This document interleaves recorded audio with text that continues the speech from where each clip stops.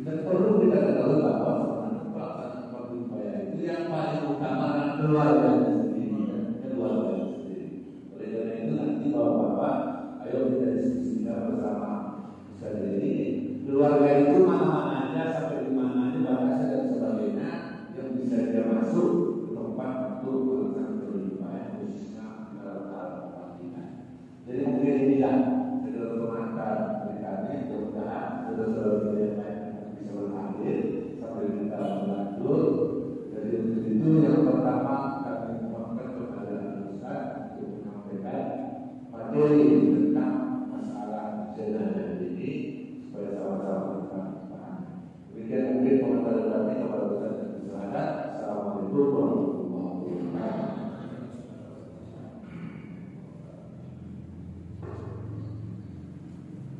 Bismillahirrahmanirrahim. Assalamualaikum warahmatullahi wabarakatuh. Innal hamdalillah wa syukrulillah wa salatu wassalamu ala Rasulillah.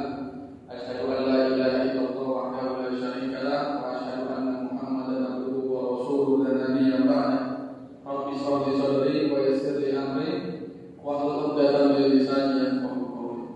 Yang saya hormati seluruh orang tua saya, guru-guru yang berhadir pada hari ini. Mudah-mudahan kita semuanya diberikan nikmat oleh Allah Subhanahu wa taala, sehat walafiat, kemudian diwafatkan dalam keadaan husnul khotimah. Setelah berikan salam kita hadirkan kepada junjungan alam Nabi besar Muhammad sallallahu alaihi wasallam. Allahumma shalli wa sallim wa barik alaihi. Semoga kita semuanya menjadi umatnya yang mendapatkan syafaat di hari kiamat nanti. Baik, Bapak yang saya hormati, sebelum nanti kita akan melaksanakan praktek yang pastinya Pak, praktek nanti pasti mungkin Bapak yang sudah pernah ikut memandikan jenazah, yang sudah pernah melihat, mungkin ada perbedaan dengan yang kita praktekkan nanti. Jadi setiap daerah pun pasti ada perbedaannya masing-masing. Saya pun kalau misalnya lihat video di YouTube itu masing-masing berbeda-beda cara melaksanakannya. Kenapa? Karena ini fardu kifayah.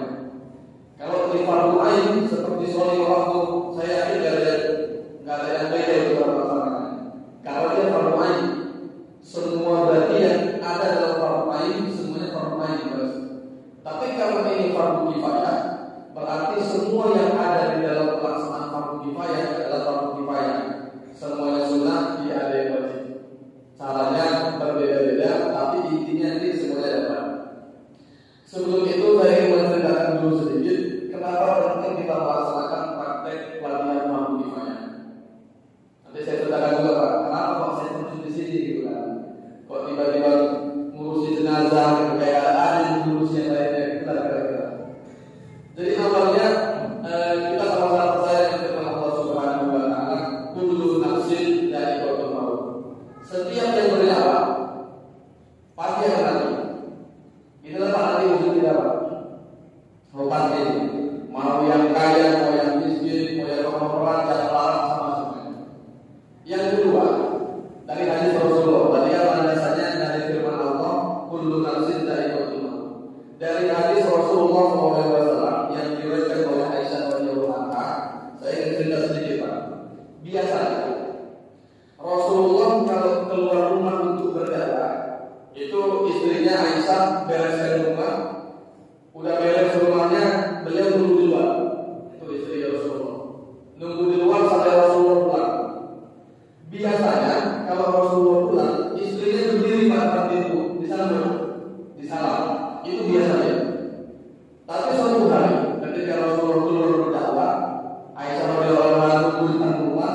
Waktu Rasulullah pulang mau berdiri, ditahan sama Rasulullah, suruh duduk. Ijlis, disuruh duduk. Duduklah Aisyah. Nah, biasanya Rasulullah kalau udah sampai keluar itu tempat istirahat paling nyaman di pangkuan istrinya.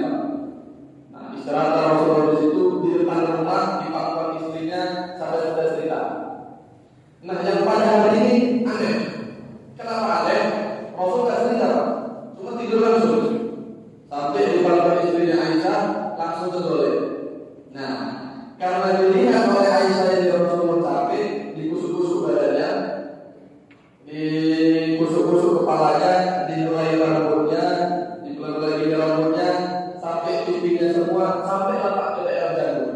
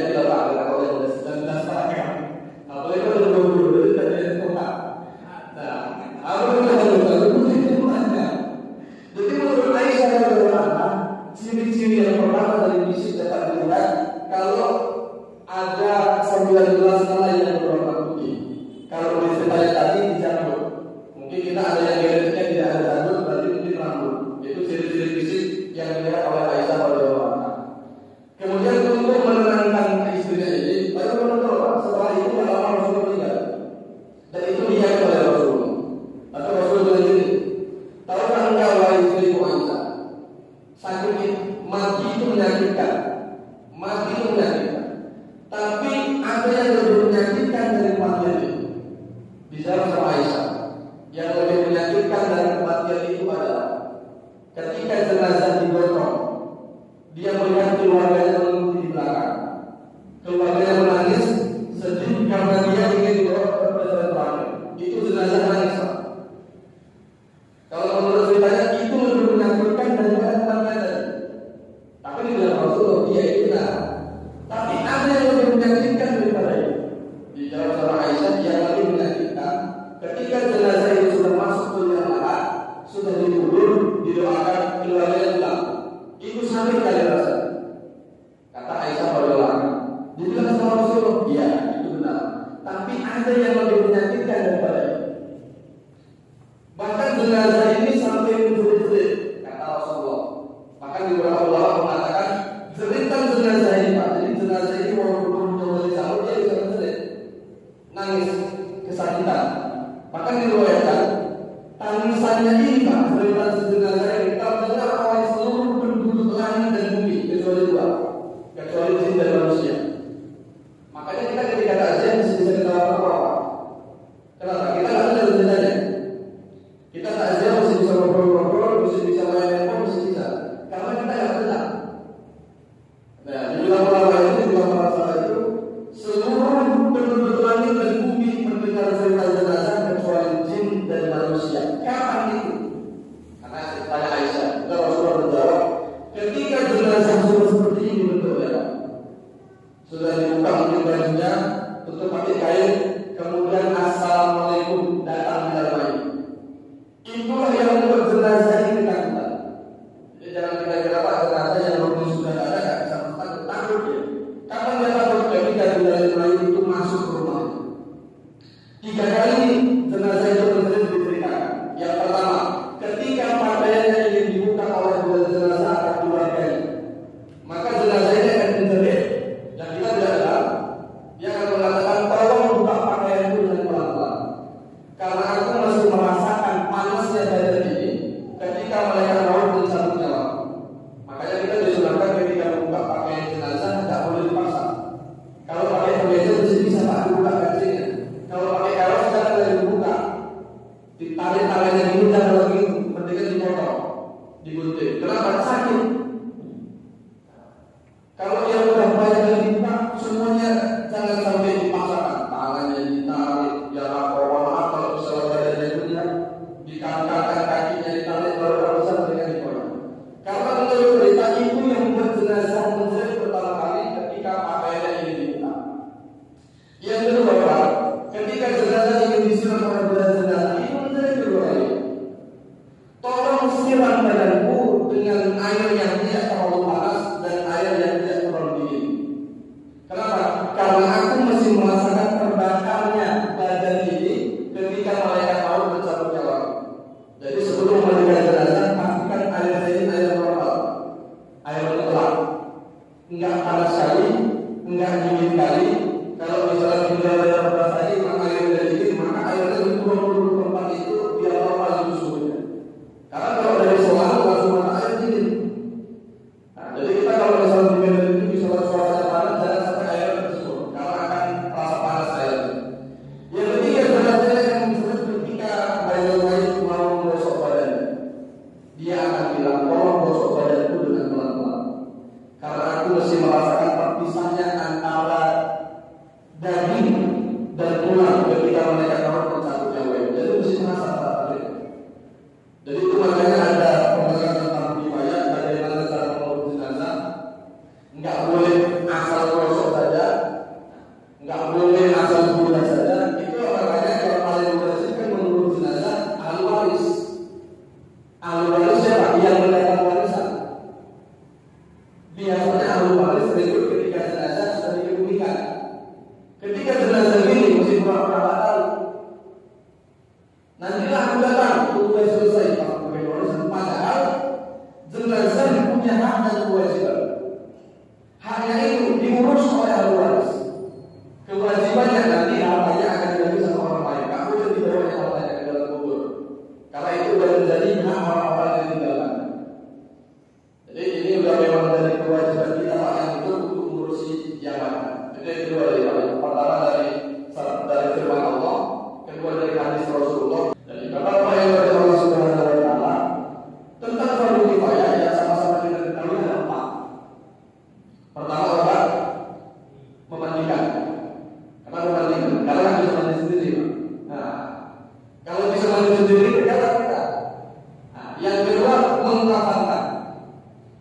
memandikan, mengkafankan, mensolatkan, menguburkan.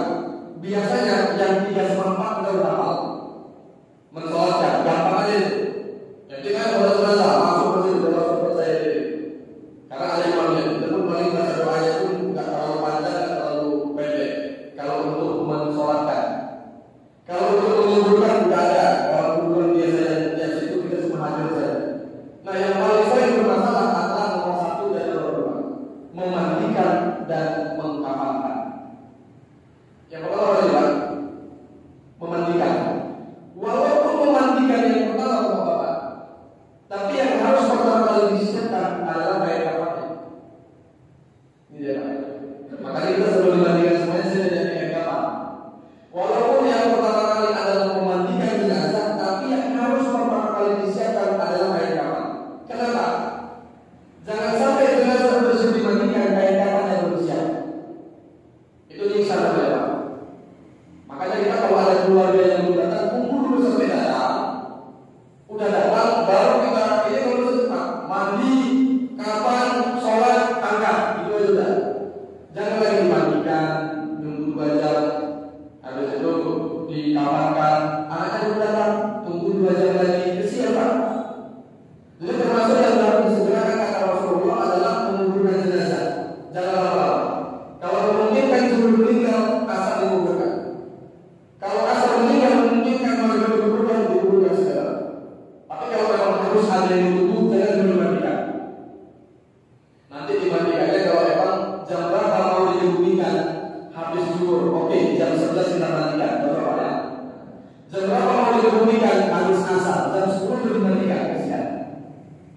Kecuali kalau mau dibawa tempat jauh misalnya, ya bereskan dulu. Cuma kita khawatirnya biasanya jenazah ini kalau berbocah-bocah kadang-kadang keluar darah dari hidung, dari kuping, keluar kotorannya. Nanti ini gimana nih kakinya? Nanti ada praktek apa? Baik, jadi walaupun yang pertama adalah memandikan, yang harus dipersiapkan pertama kali adalah kain kafan. Oke Pak ya? Yang kain kafan disiapkan gimana?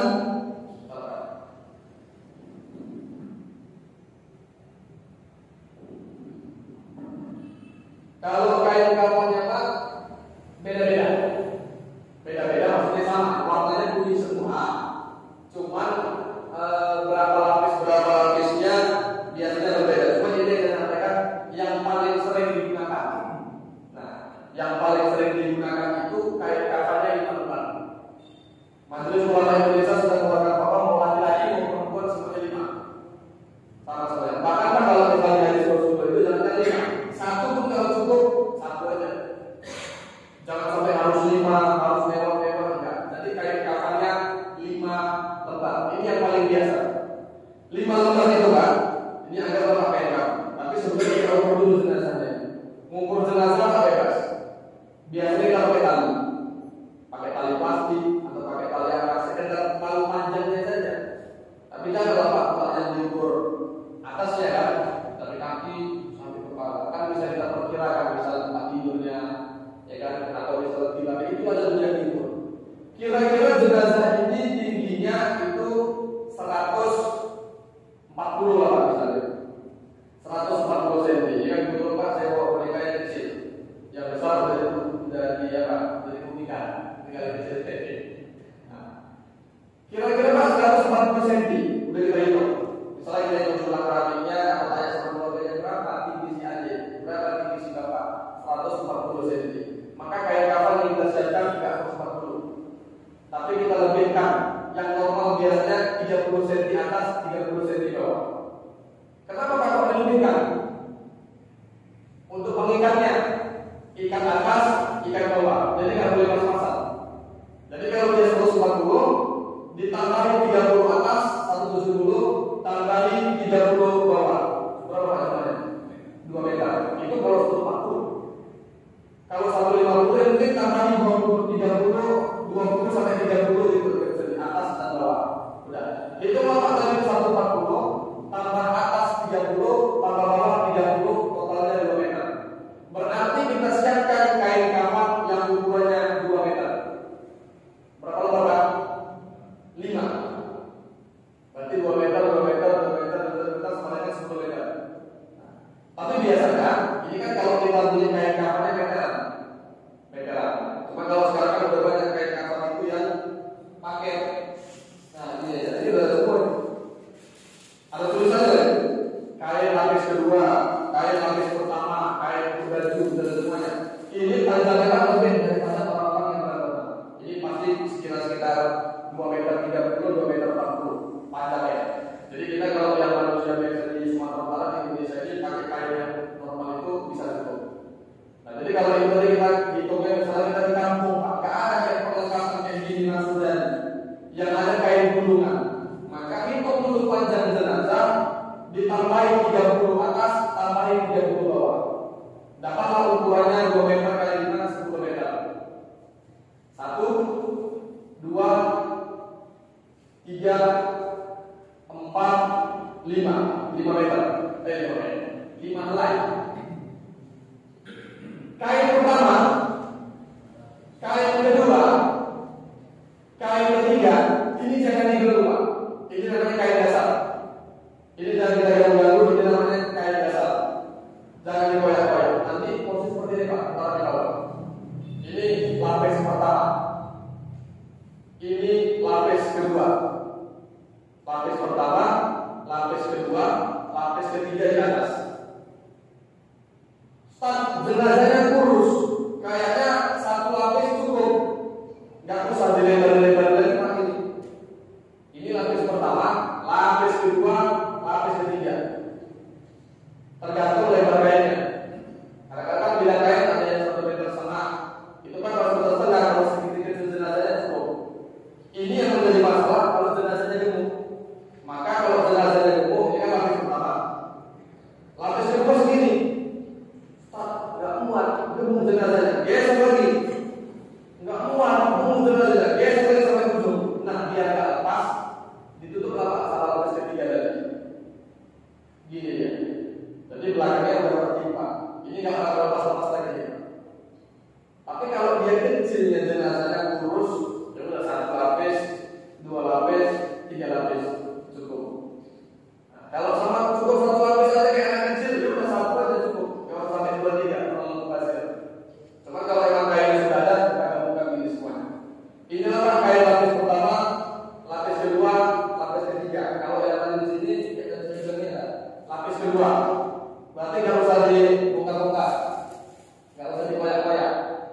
Ini kain baju, berarti bisa dikoyak. Cuma kalau lapis-lapis yang bawah nggak usah dikoyak dulu. 1, 2, 3. Tinggal berapa kain? Tinggal 2. Nah, tinggal 2. Kain nomor 4 tadi, ini namanya baju atau gamis. Baju atau gamis ini pakai koyak. Kenapa? Karena belum ada lubangnya. Jadi cara koyaknya, kain ini baju seperti ini, Pak.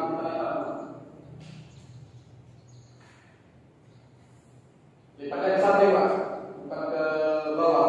Kita bagi 2. Habis kita bagi 2, baru kita potong pakai gunting. Nanti ada contohnya, Pak. Potong pakai gunting ini. Nah, kan jadinya gini, Pak, koyak jadinya. Ya, coba jangan pasang kali pakai ini ke atas. Ini belum bisa masuk ke kepala jenazah, maka tangannya kita potong. Nah, jadilah dia lubang segitiga. Gini, Pak. Lubang segitiga itu nanti untuk masuk ke kepala jenazah. Kalau yang udah jadinya, ini dia. Namanya baju atau gamis.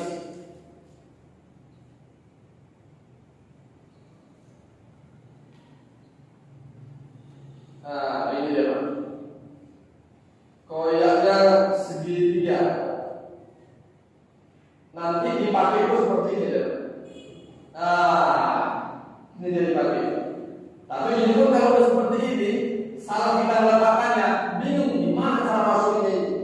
Nah, kita susun, Pak. Berarti inilah kain lapis ke 4 tadi. 1, 2, 3 nggak dikoyakin, lapis keempatnya dikoyak segitiga. Ada Pak dia yang koyaknya kayak gini. Ini kan masih ada sisanya. Karena dia koyaknya itu, ini dia pun dihabiskan, Pak. Ini dihabiskan, sananya tadi. Dipotong. Boleh ini dipotong. Kembalinya masih bersih saja Pak, masih jauh-jauh gitu ya. Nah, ada yang dipotong, boleh. Cuma kita khawatir Pak, jangan sampai ada sisa kain kapan.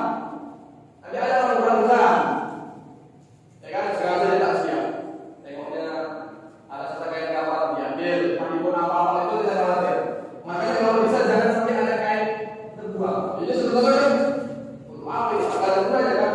Bisa aja dipotong, cuma jangan sampai jadi sisa. Nanti dari main-mainan orang yang berkerjaan. Ini kain lapis nomor 4. Namanya baju atau garis. Nah, sisa kain nomor berapa? 5. Baik. Tapi nomor 1, 2, 3 akan dipotong, nomor 4 jadi garis, kain nomor 5. Kain nomor 5 ini kita bagi 3. Kita bagi 3. Nah, kain nomor 5 ini kita bagi 3, kita potong pakai gunting. Untuk apa 3 ini? Ya, untuk keperluan jenazah lah Pak, nah, untuk keperluan kita ya kan.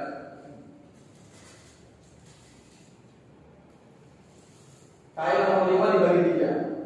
Yang pertama lah, ini untuk sarung. Sarung itu berarti posisinya dari mulai perut sampai ke bawah. Sarung. Nah, nanti untuk nutupin aurat si jenazah. Yang pertama untuk sarung. Nah, nanti cara pasangnya kita praktekkan Pak. Nah, yang pertama untuk sarung Pak, tadi kan kain nomor 5 kita bagi 3.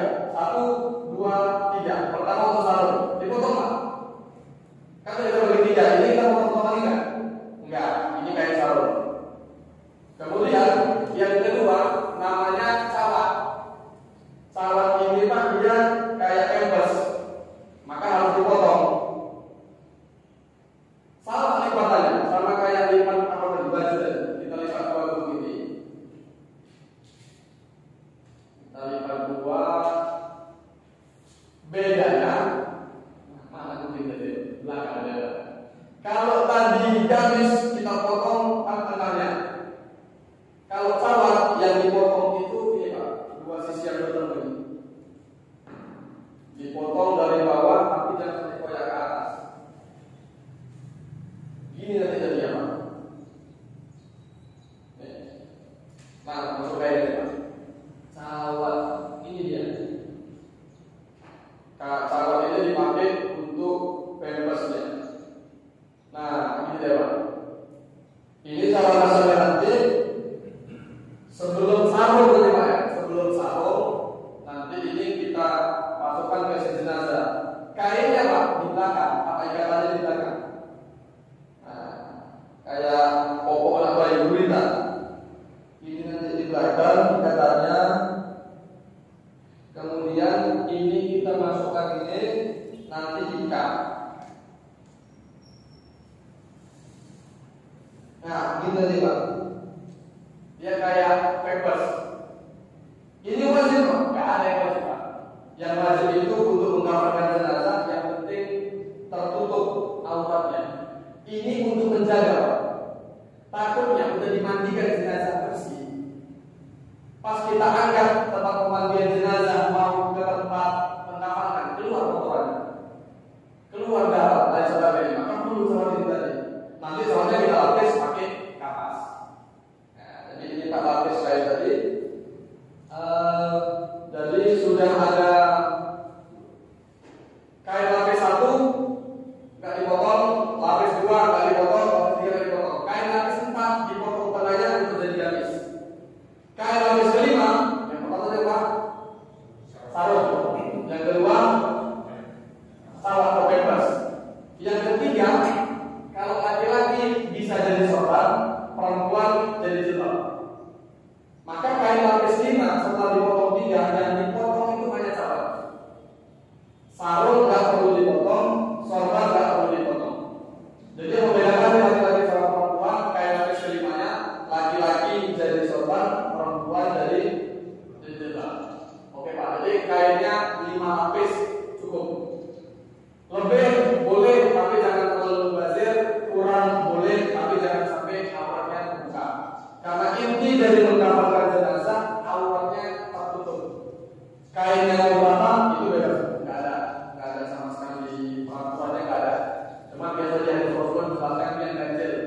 3, 5, 7. Cuma daripada belajar cukup 5 atau cukup 3. Kalau kemarin saya ngurus anak bayi baru lahir, maka saya ambil kain cuma selai yang kecil, kayak sarung tadi.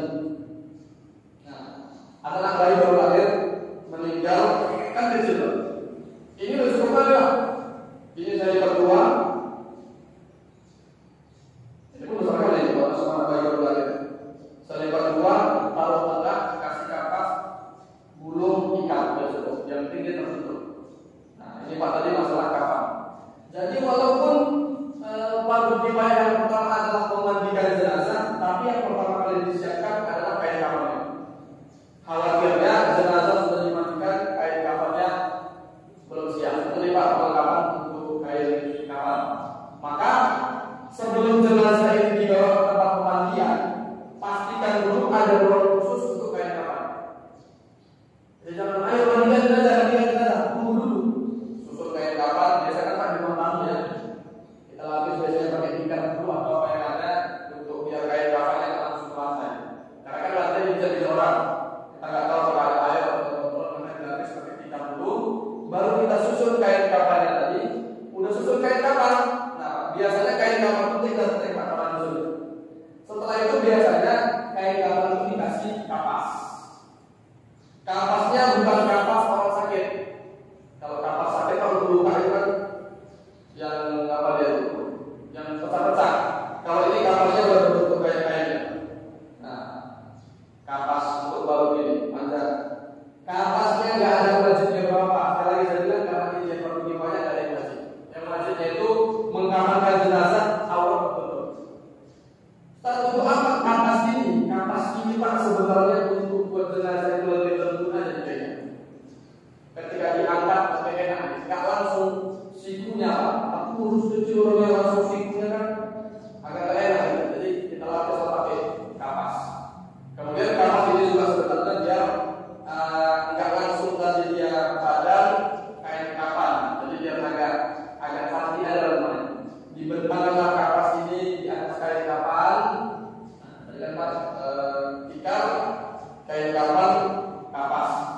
Biasanya juga, saya bilang biasa Pak karena nggak wajib. Biasanya disiram pakai serbuk-serbuknya macam-macam juga. Ada dia yang tepung cendana, ada tepung gaharu. Ini kalau kita beli pakai apa?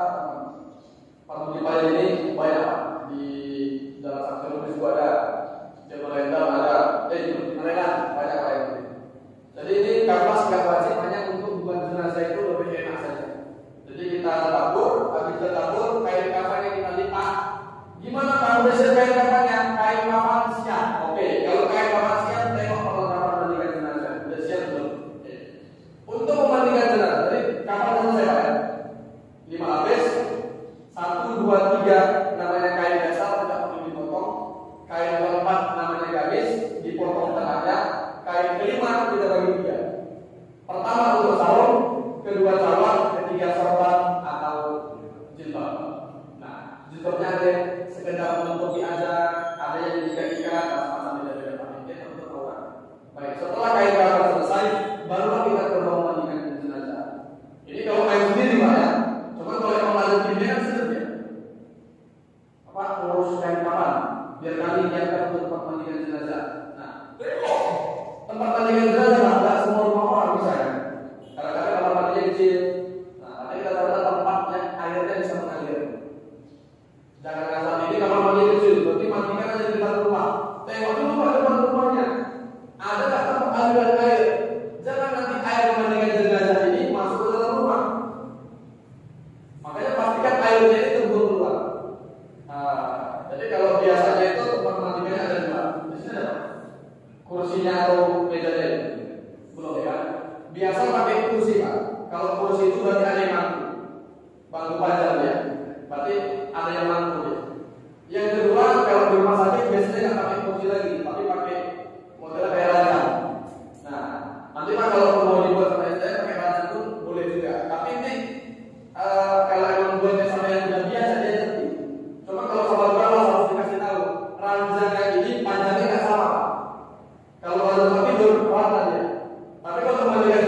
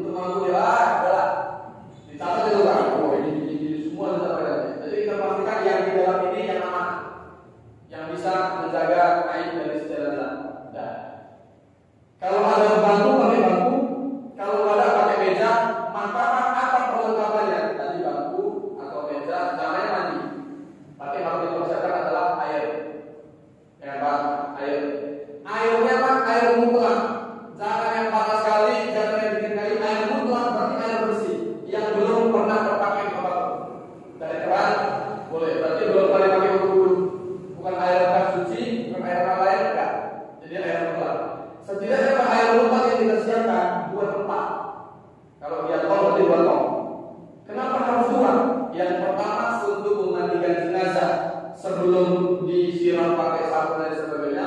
Yang kedua untuk bilas dan untuk memudukkan jenazah. Jadi untuk air mutlak ini yang tidak tergabung sama apapun kita siapkan dua. Satu di kanan, satu di kiri. Yang disentuh yang satu dulu apa? Kalau habis boleh tambahin. Cuma biasanya kalau yang mau pakai selang nanti aman. Aman jadi nggak perlu pakai tongkol lagi. Pakai selang itu bisa langsung kita siram jenazah. Setelah udah ada air mutlak, maka yang disiapkan lagi yang wajib ada apa? Air mutlak pun cukup. Nah, cuma di hadis Rasulullah dijelaskan beberapa yang harus disiapkan itu sunnah hukumnya ada 3 Pak.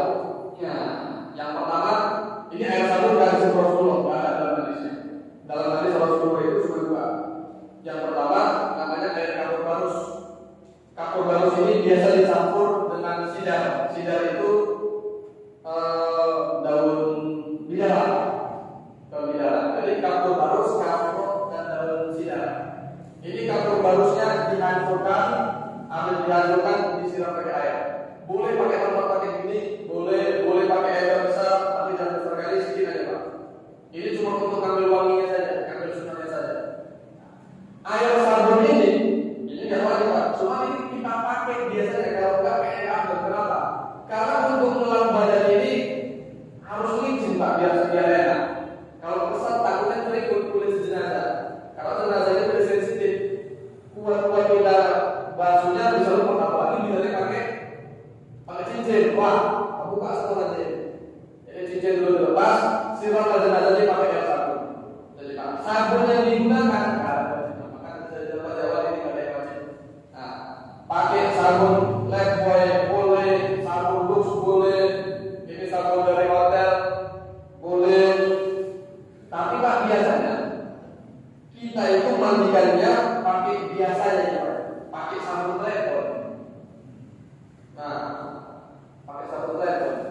Saya pernah mandikan jenazah di rumah dokter, ayahnya yang meninggal. Gak protes sih, cuma Ustaz, kok pakai sabun itu ayah dimandikan? Di bawah adalah sabun cair tadi Pak, botol besar masih baru. Nah, pakai ini aja sudah. Cuma karena itu permintaan keluarga, saya laksanakan aja. Sampai berdebat jenazah tadi kan. Cuma habis itu selesai, saya sampaikan. Mohon maaf Bu, bukannya saya sopan memandikan jenazah pakai sabun Lifebuoy, tapi biasanya sabun ini yang paling cepat bersih, licinnya cepat hilang. Kita kalau pakai sabun cair itu lama kali hilang licinnya itu. Harus berapa air. Tapi kalau sabun ini cepat bersih, cepat licinnya hilang, nggak ada baunya. Kenapa harus nggak ada baunya? Nanti kan dia mau kita siram Pak, pakai air kapur barus sama air jeruk. Kalau pakai sabun Lifebuoy, kalah Pak bau kapur barus tadi. Jadi jenazah ini baunya ya bau sabun. Harapannya kan ini segar, bau perut kan segar. Jadi kita biasanya pakai sabun Lifebuoy ini yang ini yang cair. Bedanya yang mana? Kalau nggak ada yang cair yang batang sama ada. Yang pertama mungkin ini harus kita campur airnya pakai sabun. Jadi namanya air sabun. Yang kedua Pak, kita perlu juga pegang sabun batangan ini. Nah, memandikan jenazah biasanya ada sabunnya juga. Apakah kita pakai sabun ini pakai paskibra itu boleh Pak? Kain gini pun boleh. Untuk apa ini? Ini bagian kiri ya Pak. Biar nanti untuk membasuh jenazah, walaupun sudah disiram pakai air sabun, masih bisa ada bukit-bukit di tangan kita untuk gosoknya enak. Jadi sabun yang masih berbatang ini jangan dilarutkan semuanya. Sebagian taruh di tangan. Tapi kalau di sini Pak bisa jatuh pas lewat jenazah, maka taruh di dalam. Nah, jadi kan disiram air Pak. Kita gini-gini kan tangan kita kan keluar busanya, enak jadi gelap. Tangan kanan gelap, tangan kiri gelap, nyebok semuanya. Ini masih berbusa terus. Jadi mohon maaf kalau jenazahnya ada kotorannya, kayak cium. Kalau benar kecium, bau kali karena harus disiram, harus baunya hilang. Di dalam tadi ada jurus terakhir. Harusnya ini disiram ketika jenazah sudah dibersihkan pakai sabun, kapur barus sama air jeruk. Cuma mohon maaf kalau misalnya bau kali kotorannya langsung sudah pakai air jeruk, air kapur barus sama air jeruk untuk menghilangkan baunya tadi. Dan Jadi ada dia yang sabunnya sabun sudah dicampur sama air, ada yang bersembarangan yang untuk bisa kita pegang. Nah, jadi Pak tadi sabun air ada 4. Pertama air mineral, air putih saja. Kemudian air dengan campuran sabun, air dengan campuran kapur barus dicampur daun bidara, yang terakhir air dengan campuran jeruk purut. Jeruk purut Pak ya, dengan jeruk nipis. Ada lupanya kan jeruk nipis berdiri gitu ya kan. Jadi jeruk purut, wangi jeruk purut. Baik, itu Pak masalah air tadi. Apalagi disamping setelah air sudah, sabunnya juga sudah. Ini Pak, korek kuping. Nah, korek kuping itu untuk apa? Korek kuping Pak nanti ini kita campur sama air sabun. Ini gunanya untuk ngelawan yang lubang sebenarnya, lubang kuping, lubang hidung, mata, lubang pusatnya. Kalau kukunya panjang, kukunya dibersihkan pakai korek kuping. Tapi korek kuping yang sudah dikasih dicelupi air sabun. Jadi itu lubang-lubang semuanya. Jadi kan kalau emang dia pakai pangku sama ahli waris atau sama siapanya, yang megang kepala itu Pak tanggung jawabnya untuk bantu kita korek kupingnya. Kalau udah siap di korek kupingnya pakai yang ini, jangan dipakai, buang. Taruh tempatnya untuk pembuangan, ambil lagi sabun, lap hidungnya, buang lagi. Jadi yang di kepala itu bukan nanti, yang dipegang perut itu tugasnya untuk membersihkan udaranya, pusatnya. Yang di kaki berarti tugasnya untuk membersihkan sela-sela kukunya, dibersihkan juga. Jadi selain pakai sabun juga pakai air, pakai korek kuping. Oke. Jadi kalau emang nanti ada yang mampu, berarti si bidan jenazah ini tinggal bagi tugas saja. Dia sudah menyiram pakai air, disiram pakai air sabun, tolong bantu bersihkan, bantu bersihkan, bantu bersihkan. Urutannya gimana Pak? Urutannya pertama jenazah sudah dipangku, kemudian kita ambil gayung, pastikan kepala jenazah di sebelah kanan si Bilal. Pak, ini kan pasti. Kecuali kalau Bilalnya tidak. Kalau Bilalnya tidak Pak, berarti jenazahnya kepalanya di sebelah kiri. Karena kan dia basuh pakai nyiram pakai tangan kanan, ngelap pakai tangan kiri. Jadi pertama kali sebelum ini jenazah dimandikan, kita siram dulu pakai air biasa, sekedar basah dulu, kemudian kita keluarkan kotorannya. Jangan nanti udah siap disabunin, siap dibudukan, kotorannya belum dikeluarkan, maka kotoran dikeluarkan. Caranya jenazah tadi kita minta bantuan sama orang yang mampu dia tadi, kaki agak dilebarkan dikit, berarti yang megang yang itu ya Pak ya, yang di kaki, udah. Ini badannya agak dinaikkan dikit, tapi nggak bisa lurus sekali, pasti nggak bisa. Sebisanya tadi, kaki agak dilebarkan. Kalau masih bisa ditekuk gini, tekuk gini.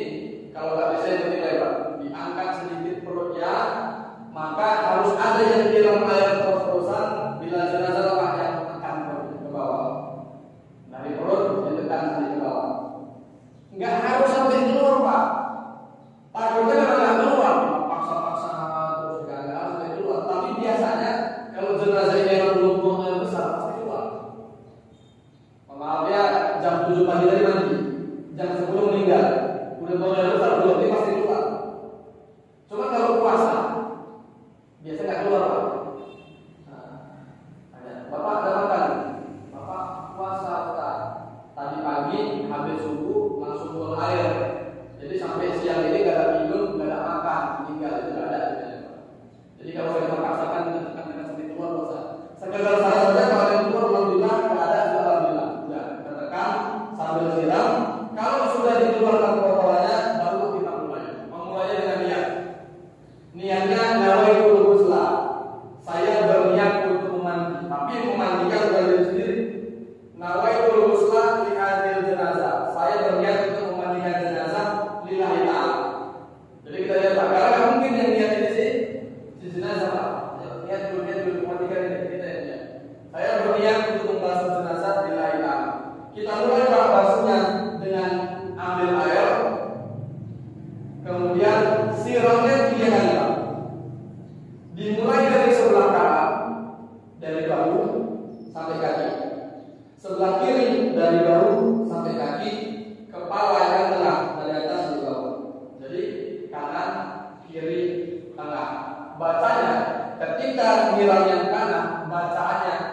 Bismillahirrahman. Ketika nyiram yang kiri bacaannya Bismillahirrahmanirrahim.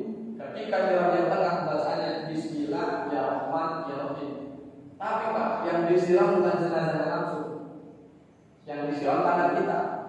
Ambil air, Bismillahirrahman, Bismillahirrahmanirrahim, Bismillahirrahmanirrahim. Jangan langsung disiram ini.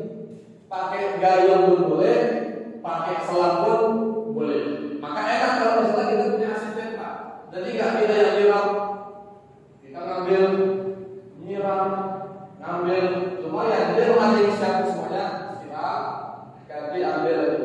Jadi harapannya ketika kita memulai ini keluarganya ada. Kalau dia laki-laki, istrinya ada. Kenapa? Habis ini dia nyiram. Lihat kemudian bagaimana cara saya nyiram. Ambil airnya sebelah kanan dulu. Bismillahirrahmanirrahim. Sebelah kiri Bismillahirrahmanirrahim. Tengahnya Bismillahirrahmanirrahim. Gilir Pak keluarganya. Istri, anak semua. Cuma kalau yang tak mampu lagi dari sampingan aja nggak usah.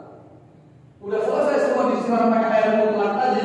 Nah, kita izin Bapak Ibu saya lanjutkan untuk membersihkan jenazah. Kan kita mau gosok Pak, mau digosok maka biar kita siram pakai air sabun tadi. Nah, air sabun tadi sudah ada.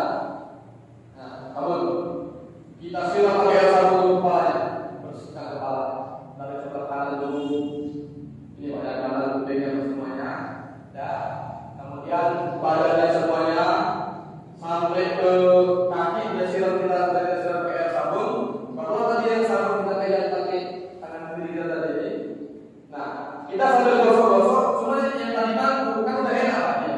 Udah basah pakai sabun tadi, sambil dia bersihkan hidungnya, ya kaki bersihkan kakinya, terus pelan-pelan kita gosok. Kalau dia seperti ini, berarti dimulai dari kalau ini kan enak Pak, yang atas buku dulu boleh. Nah, sambil siram Bapak, sambil kita bersihkan pelan-pelan. Angkat tangannya, ketiaknya, sampai kakinya. Nah, ini Pak, memandikan jenazah, nggak boleh dibuka auratnya. Mau kayak mana dulu ya, nggak boleh Pak dibuka auratnya. Tidaknya gini cukup. Nah, kalau memang terpaksa harus dilihat auratnya, maka yang mandikan tadi. Entah pas keluarga kotoran, nggak boleh dibuka begini semuanya, nggak boleh. Walaupun dia sudah dalam keadaan tinggal dunia. Ya, putus pala. Ini lagi. Gimana kalau putus pala yang dimandikan? Udah kita bersihkan Pak semuanya pakai air sabun tadi, dan baru dibalikkan. Ini kan jangan turun Pak. Kan? Tolonglah sampai yang menantu dihadapkan ke depan, bantu gosoknya. Selesai, dibalikkan gini, basuh semuanya, sampailah semuanya nanti ini sudah bersih. Kita siram pakai air mutlak lagi. Kita pastikan dulu sampai tadi pemandikan. Ada yang belum dibasuh semuanya, sudah Pak. Kalau yang sudah, siram pakai air mutlak. Bersih semuanya udah sini lagi. Kalau misalnya masih ada kotorannya, terus Pak dibersihkan siram pakai air, lap cebok terus. Kalau berhenti alhamdulillah. Ada Pak jenazah yang berhenti kotorannya. Ini kan bukan kapas tadi. Nah, kalau yang udah dibersihkan kalau berhenti habis waktu lalu sini dan air apa darah yang habis, langsung ambil kapas ini tadi, sumbat. Nah, nggak keluar lagi sama itu. Jadi kan keluar karena ada lubang. Kalau ada lubangnya tidak keluar lagi. Jadi makanya diharapkan itu habis dimandikan, langsung kapan, langsung sholat, langsung berangkat. Takut kita kalau udah lama-lama ada yang keluar lagi lain nanti. Nah, jadi udah dibersihkan semuanya pakai air sabun sudah, siram air mutlak. Habis air mutlak baru Pak kita siram pakai air kabur barus. Air kabur barus. Wajib Pak? Enggak Pak ya kan? Ada yang kabur barusnya sampai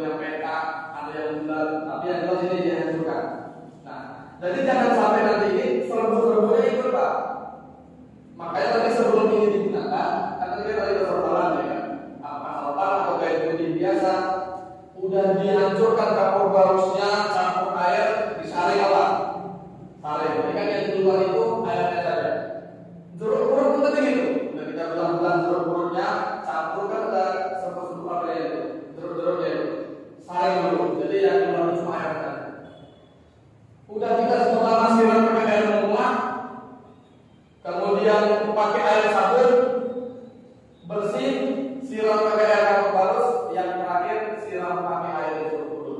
Sama Pak, mau dia jeruk purut, mau dia kamu barus, yang disiram 3 kali. Sebelah kanan doanya Pak, Bismillah ya Rahman. Sebelah kiri, Bismillahirrahmanirrahim. Tengahnya, Bismillahirrahmanirrahim. Nah, selesai jenazah dimandikan, udah selesai pakai kamu barus, pakai air jeruk udah, baru Pak jenazah kita wudukan. Diwudukan berarti nawaitul wudu'a li hadhil janazati lillahi ta'ala. Pakai selang boleh, pakai air, pakai itu boleh. Ambil airnya buat seperti mana biasanya, muka, tangan, rambut, kuping, kaki. Kita wudukan Pak. Jadi tadi Pak ini kan kita memandikan jenazah kan dia pakai kain ini Pak, pakai kain apa namanya? Pakai kain panjang. Jadi jenazah sebelum dibawa ke kamar mandi kita pastikan pakaian sudah dibuka. Kalau emang payah berarti kita buka pakaiannya di kamar mandi. Jangan sampai auratnya terbuka. Kita mandikan dia dilapisi pakai kain panjang. Berarti kan Pak kainnya basah, ya kan? Kainnya basah. Ketika kainnya basah, sudah siap dimandikan, sudah siap diwudukan, baru kita ambil handuk. Saya lupa tadi dipakai dengan handuknya. Kita langsung tutup kepalanya. Nah ini jangan sampai aurat terbuka. Lap kepalanya udah kering, tangannya udah kering semuanya, kakinya udah kering, baru Pak ditutupi ini semua kan pakai handuk tadi. Ya kan ini kita lap pakai handuk, berarti handuknya satu langsung ke Pak, paling handuknya 2. Ya kan, lap dulu kepalanya udah kering, terus taruh handuknya di sini. Misalnya ini handuk Pak. Ya. Ini handuk yang tadi gini, udah tertutup aurat si jenazah dari handuk ini tadi, handuknya yang lebar. Ketika jenazah tertutup auratnya, baru kain basah itu tarik. Jadi nggak boleh ini kain basah dibuka baru ditaruh handuk, nggak boleh. Jadi ini kain basah masih tertutup auratnya. Ini handuk tadi kepala udah kering, tutupi pakai handuk. Kemudian kalau sudah tutup aurat pakai handuk, baru tarik kainnya. Nah, tarik kainnya, kain basahnya disisihkan. Ini masih pakai handuk ya Pak? Masih pakai handuk. Kemudian dibawa dia dari tempat mandikan jenazah ke tempat pemakaman tadi. Nggak boleh ini juga Pak. Lapislah pakai kain basah, kain panjang yang masih kering. Maka kita kain panjang palingan disiapkan 2. Satu untuk menutupi dia ketika belum dimandikan, itu kita bawa mandikan. Setelah basah, setelah udah mandikan, udah kita keringkan, baru tutup pakai kain panjang yang terakhir yang masih kering. Udah ditutup Pak pakai kain panjang lagi, baru handuk tadi kita tarik. Jadi auratnya tertutup. Nah, ini Pak sudah siap kita bawa untuk tempat mengkafankan. Nah, tadi Pak di antara kain kafan itu ada yang namanya cawan. Cawan ini boleh dipakai di tempat pemakaman, tapi disarankan ini dipakai di tempat pemandian. Udah selesai dimandikan, udah bersih, udah diwudukan, udah diganti kain basahnya, udah tinggal apa? Mau kita kafankan. Sebelum dikafankan, amankan dulu. Takutnya pas diangkat keluar kotorannya, maka ambil kapas tadi.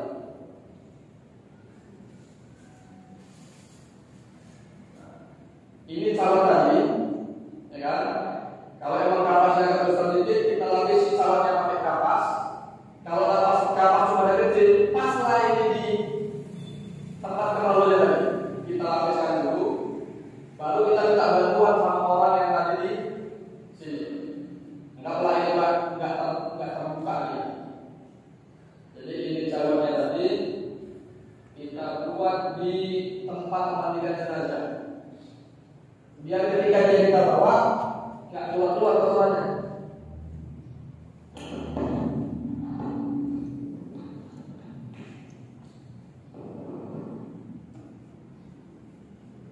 Nah, kita pakaikan dia begini. Ini Pak cawannya kalau nggak rapi kali ikatnya nggak masalah. Yang penting auratnya tertutup.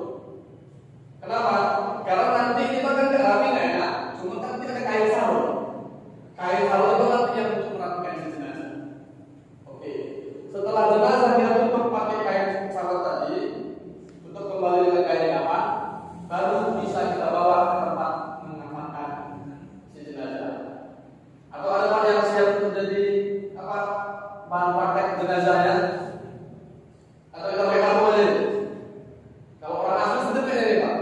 siap?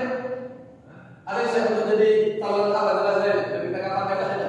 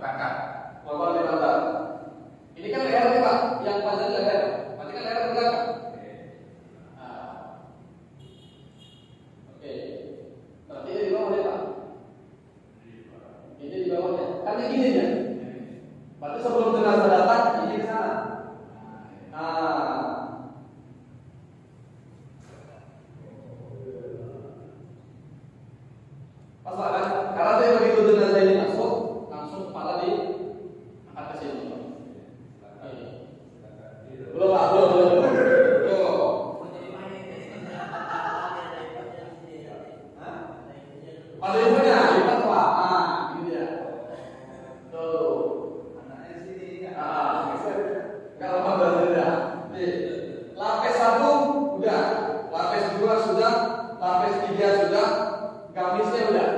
Untuk naruh kepalanya tadi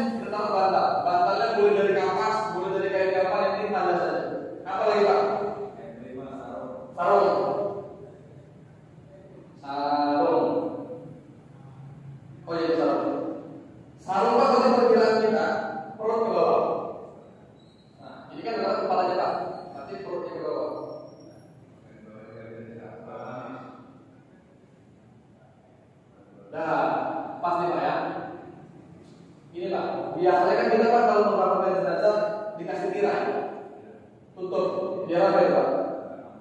Biar apa? Kalau begini caranya Pak, kasih tirai itu nggak apa? Nggak bakal membuka bagi orangnya itu. Apa yang kurang kaya Pak?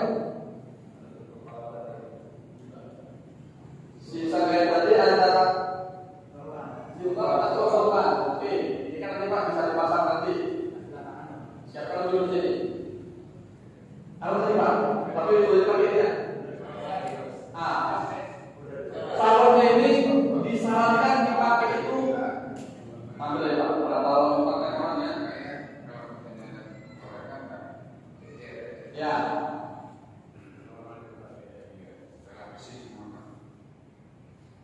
Salah yang sudah jelas-jelas. Oh, dulu Pak, nanti ada ini. Ini kan belum bisa dimatikan. Ya, sahabat kita ambil lagi sahabat di sini. Kita amalkan dulu saja, kalau kita pakai di kamar mandi. Ini sudah siap pakai kapannya? Biasanya kita latih juga pakai kapas. Gak wajib Pak ya, biar mudah itu aja. Dan rumahnya kecil Pak, orang mau takziah. Ini udah ada tempat, ya kan Pak? Berarti jenazahnya kan di kamar mandi. Ini kita siapkan daripada nanti repot-repot. Ini kita lipat aja Pak. Kita lipat dulu. Lipat sini satu, sana satu Pak. Nah, lipat lagi Pak. Ya, lipat lagi. Nah, ini ada yang kurang Pak. Apa yang kurang Pak? Tali. Masang tali kan nggak bisa dipasang Pak. Gini baru bisa. Nah, di situ baru kita pasang tali. Jadi enaknya kalau memang banyak orang ya, nyusun kain kapan nggak harus di rumah duka. Yang meninggal di sini, nyusun kain kapan di rumah samping. Begitu siap kita bawa kainnya Pak. Nah, talinya ada 5. Talinya bebas Pak. Kalau tali yang diganti jangan tali plastik. Kalau emang kita ngambil tali dari kain kapan, ambil aja Pak ujungnya. Nah, tadi kan kain kapan ada 10 meter Pak. Nah, ya 10 ya. Kita ambil aja ujungnya. Kurang lebih 1 sampai 2 cm. Pakai apa aja Pak. Kalau kain kan di ujungnya sih dipotong dikit dari kain Pak ya. Nah, kira-kira dari perkiraan yang 10 kita ambil semuanya. Atau kalau kita beli perlengkapan Pak Pak ya, dia sudah ada lagi tali. Talinya oleh gulung gini. Nah, gitu ya Pak. Inilah yang kita potong. Tali yang kita gunakan untuk kain kapan itu ada 5 macam.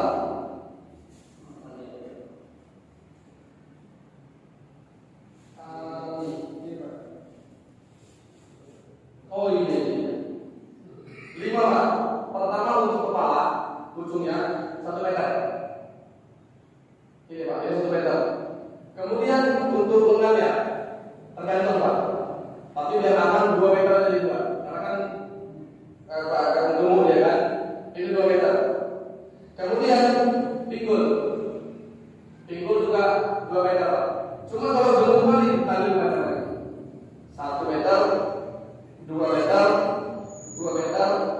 Lutut 1 meter cukup, ujung kaki 1 meter. Berapa tadi Pak? 1 tambah 2 3 tambah 2 5 tambah 1 6 7. Jadi kita siapkan 5 potong. Ini yang panjang 1 pendek.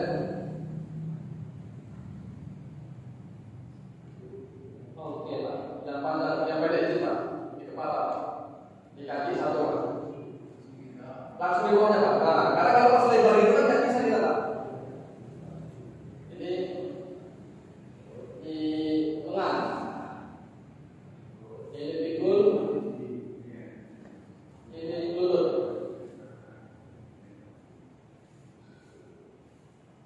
Nah, ini Pak kita nyusunnya mau di rumah si jenazah, mau di rumah tetangga, udah tadi lapis 1, 2, 3, gamis, sarung, kasih kapas, selesai. Di mana yang meninggal? Di gang samping. Kita ingat Pak. Yang itu udah terus dulu dia. Yang meninggal di gang samping.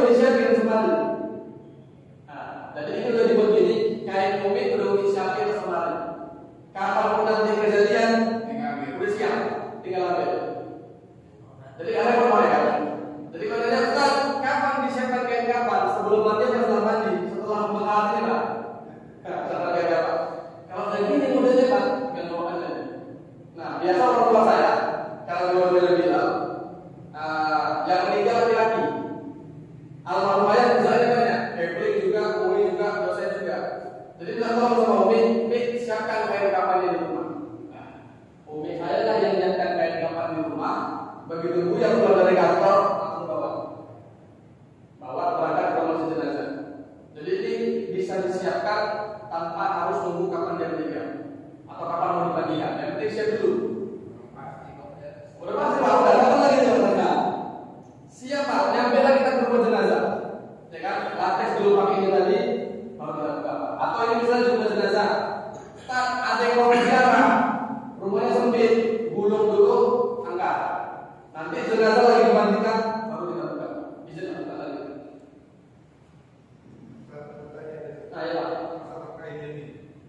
Apakah dikhususkan kan tidak? Enggak.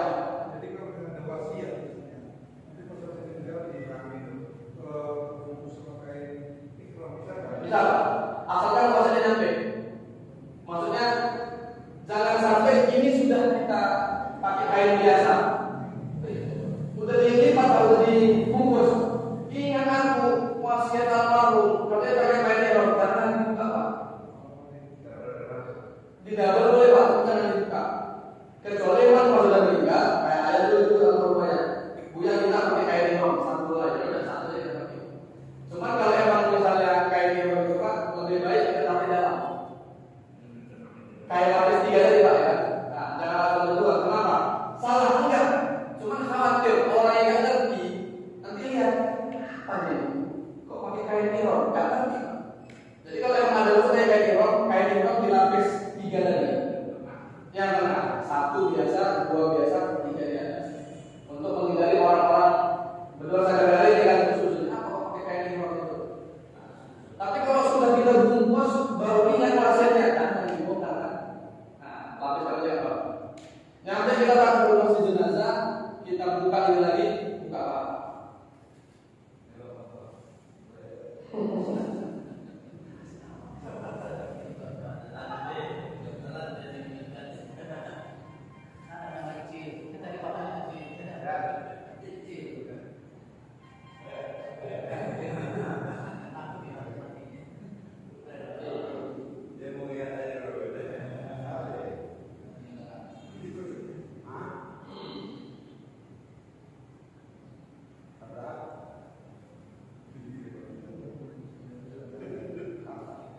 Itu dia Pak dari siapa? Ya. Ini Pak pakai cara sendiri Pak. Udah jadi jenazah dia pakai ini. Yang tadi kan Pak, tadi kita kan belakang. Masih bisa pakai diri. Jadi memang sempurna pakai ini. Sudah dipesan. Ini semua pakai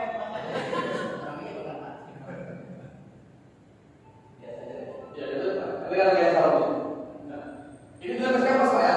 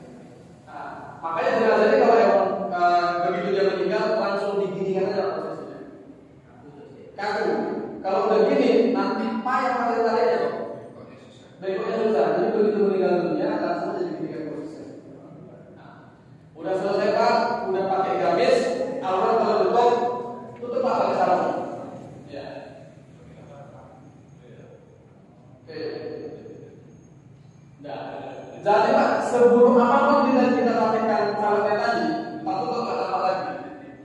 Tiga tadi, udah. Pakai salat tadi. Ini rata, oke, udah. Kemudian ini juga sudah. Nah, saya nggak tahu sisanya deh Pak. Biasanya Pak ini kita kasih kapas, biar nggak langsung kena ke siku. Ini kita kasih kapas, lehernya kasih kapas, kakinya itu dikasih kapas, biar nggak langsung dijaga kakinya. Ini sengaja saya salah satu untuk wajah. Nah, jadi ini selesai Pak.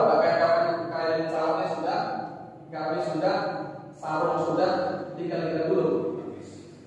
Nah, gulung ini Pak harus depan kanan kiri. Kita satukan Pak kemudian. Kepala bersama ya. Ini Pak. Ada kalau sampai meja. Ini selesai Pak. Satu Pak. Lipatnya Pak satu arah aja Pak. Nah, kalau kesalahan boleh ke sini dulu, itu salah semuanya. Kalau salah.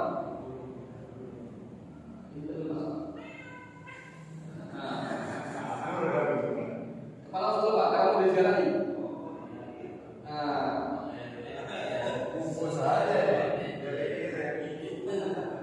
oke, ini langsung ikat.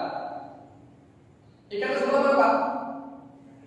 Ya, di mana Pak? Kanan atau kiri? Ikatnya kanan. Kenapa di kanan Pak? Karena jenazah dimasukkan ikatnya ke sebelah kiri. Karena jenazah masuk ke lahat sebelah kanan. Kalau kita ikat sebelah kanan, bukanya payah, udah ketimpa. Makanya sebelah kiri.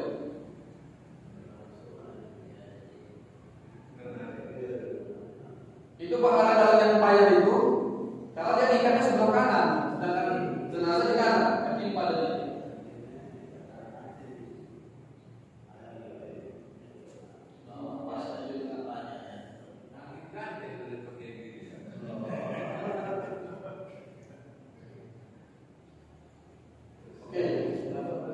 tadi sorban dulu Pak. Sorbannya gak usah betul-betul alhamdulillah. Yang penting kepala betul. Sebisanya Pak, sebisanya kita. Nah, kalau ada dulu Pak. Ya.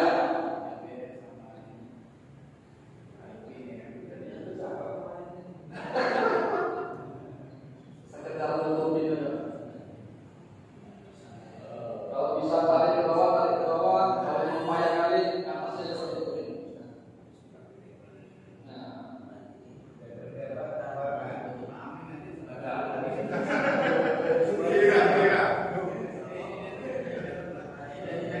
ini Pak biasanya kita kasih kesempatan dulu. Tapi untuk dulu Pak, biar ada kesempatan lagi.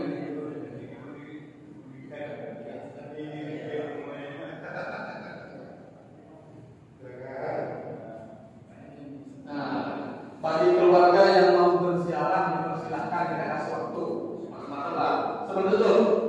Nah, ada lagi Pak yang berziarah, kita kasih waktu sebelum aja dimulai tadi.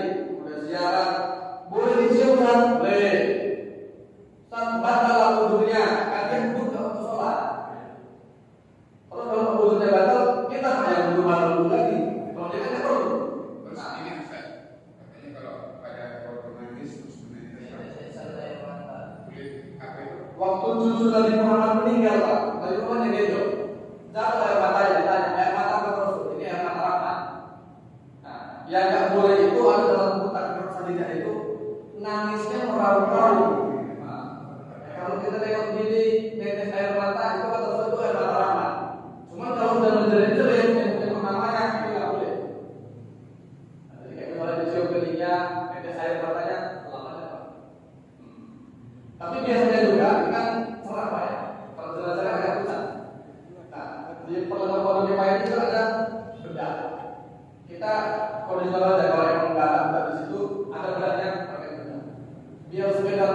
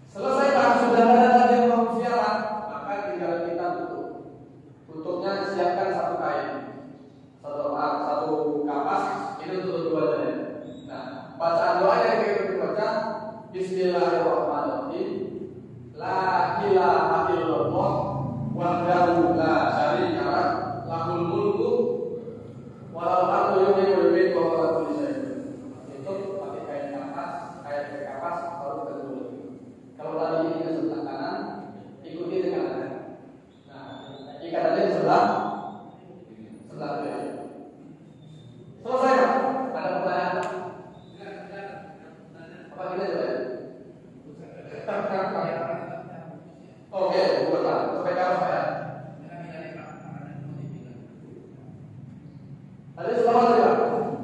Sebelah kanan kan? Ikuti Pak sebelah kanan. Ya Pak. Sebelah kanan Pak terus.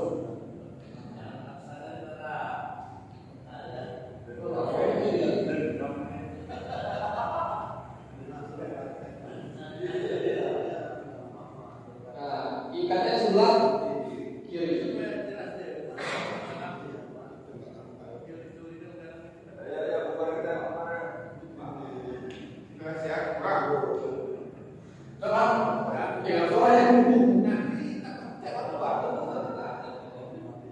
Oke Pak ya? Ya, jadi ikatnya semua sebelah kiri. Kenapa sebelah kiri? Karena jenazah dimasukkan ke liang lahat sebelah kanan. Karena kanan kita letak sebelah kirinya.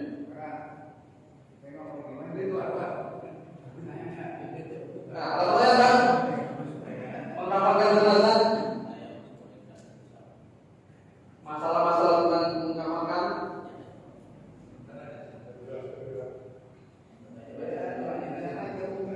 Oke Pak. Selesai Pak tadi untuk kepalanya sudah ada yang jalan, sudah tinggal pelepasan Pak biasanya. Ya kan?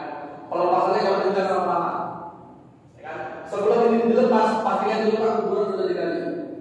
Jangan dia dibawa sampai ke kuburan yang belum siap, tunggu lagi. Mendingan di rumah. Ya kan? Ya kan kita bawa sholat dulu Pak ya kan? Jadi kalau bisa habis dari sini, sholat kubur. Karena saya bilang walaupun yang pertama adalah memandikan, pertama mengkafankan. Jadi harus ada yang siap untuk di masjid, sudah siap belum?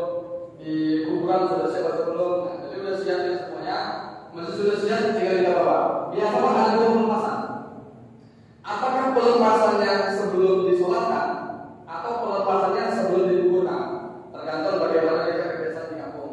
Kalau memang ada beberapa masyarakat datangnya setelah dimandikan, Nah, sambutan dulu, habis sambutan gak ada yang wajib semuanya, tinggal melepaskan saja. Melepaskan pun gak ada yang wajib Pak. Biasanya kita masih latihan 3 kali, ya kan? Al-Fatihah, maju selangkah, gak wajib. Al-Fatihah, maju selangkah, gak wajib juga. Yang penting agak biar enak lah jadi lepas dengan Al-Fatihah. Sampai di waktu masjid kita salatkan. Posisi mensolatkan jenazah, anggaplah di kiblat. Nah, yang nggak boleh itu Pak. Ini kalau jenazah laki-laki, maka kita harus imamnya lurus ke kepala. Ini nggak boleh kan? Kalau jenazah perempuan, maka kita lurus sama perut. Jenazah dua, laki-laki perempuan. Kalau ini laki-laki, kita di sini perempuan taruh perutnya di sini. Ini kan laki-laki Pak. Kalau itu berarti kepala perempuan sebelah sana. Jangan dua dibereskan.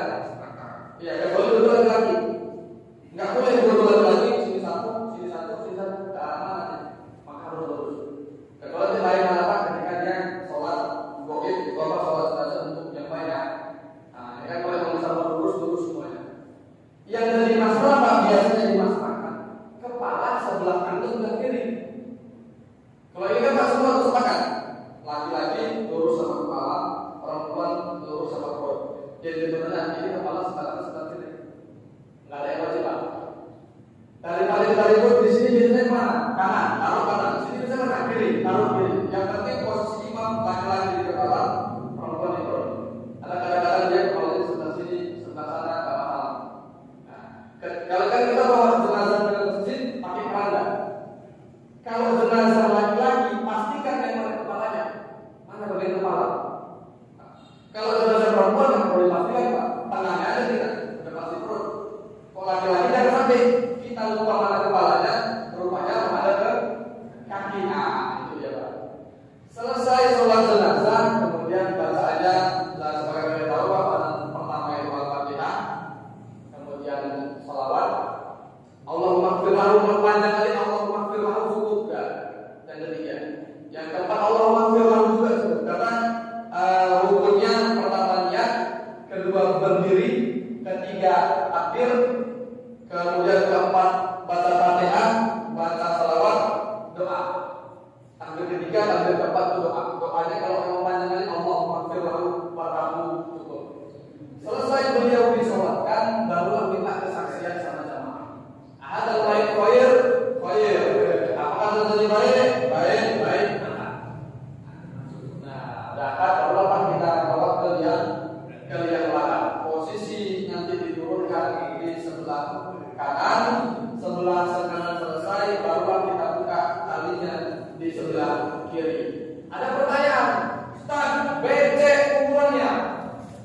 itu Pak?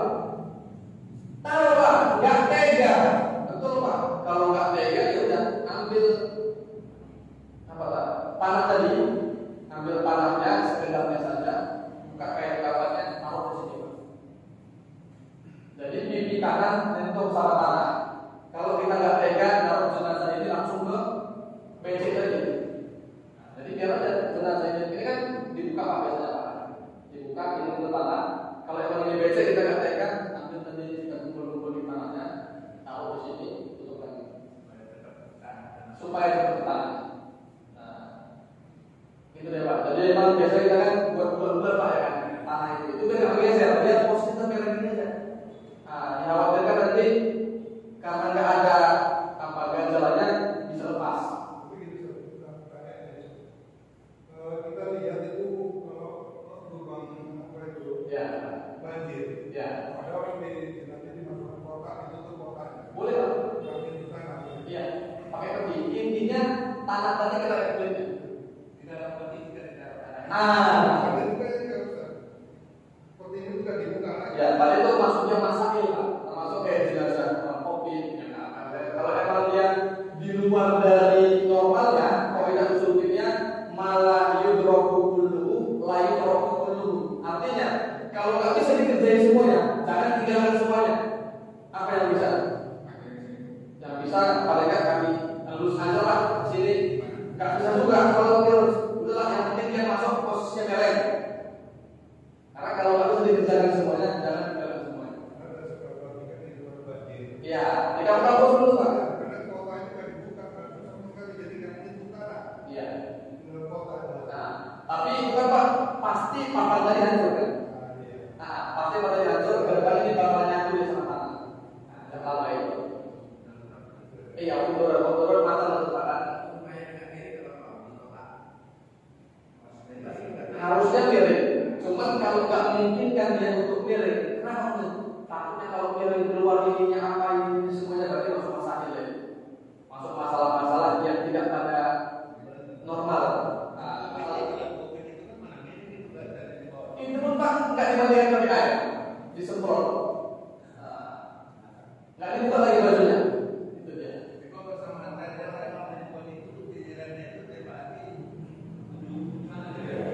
Berarti perempuan di sana. Iya. Nah, situ kepalanya. Iya. Kalau laki-laki semuanya lurus kepala semuanya. Makanya harus apa tanda di apa itu di keranda itu yang mana kepalanya tadi. Biar kamu udah bawa ke masjid, yang mana kepalanya tadi. Nah, yang kita buka. Nah, kayak itu berarti innya itulah di kepalanya.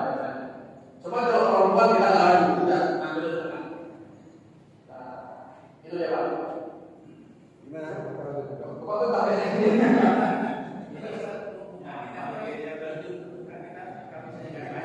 Ya, iya mereka. Pipinya Pak ini ya. Enggak. Lubang tanah itu di sini taruh sambil menggajah. Bagian tubuh. Berarti apakah hidung atau pipi atau kepala? Jadi bagian tubuhnya.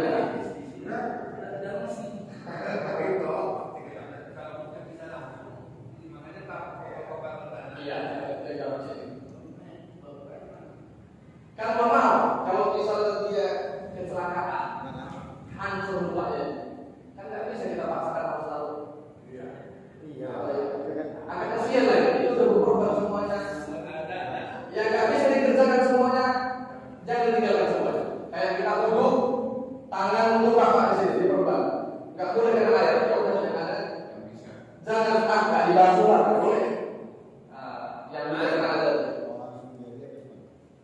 Oke Pak, melanjutkan, mengamalkan, melaksanakan, mengumpulkan, insya Allah sudah semuanya. Azan nggak ada masalah, itu istilah. Itulah berarti perbedaan ulama, ada yang bolehkan, ada yang enggak.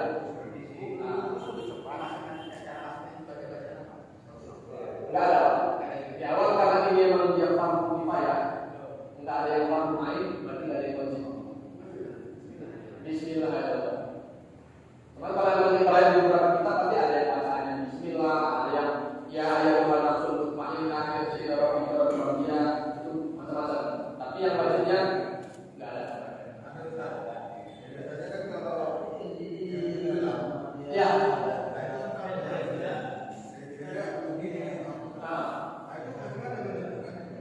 Yang kedua langsung diburu, Pak.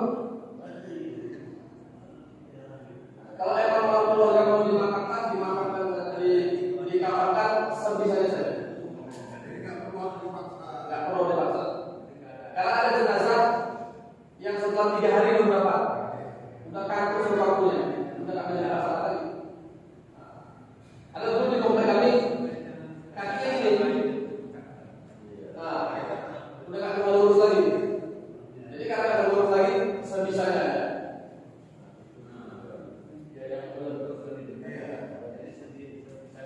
Sebisanya. Itu makanya Pak di dalam kitab Takror Salidah itu ada kita ketika orang yang baru meninggal di antaranya itu melemaskan sendi-sendinya.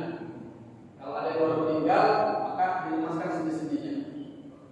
Kalau memang kita ini dilemaskan sendi-sendinya saja.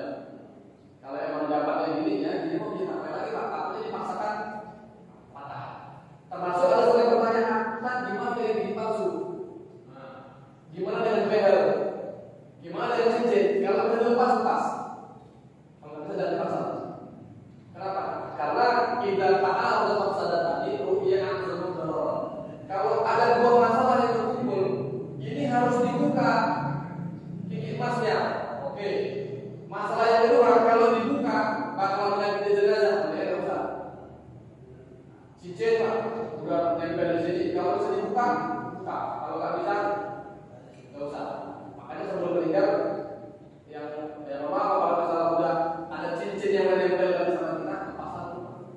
Ada gigi yang udah nempel kali, lepas dulu karena jadi kerjaan.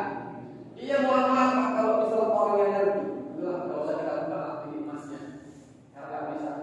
Kalau mohon maaf kita meninggal dengan orang yang nanti dipaksa buka, kata Ustaz kami harus buka, nggak boleh begitu mas dipaksa, menyakiti jenazah. Itu dia nggak boleh.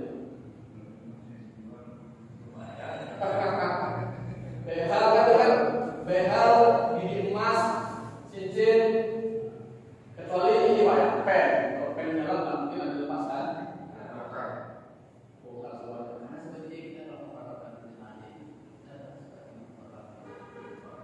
Iya.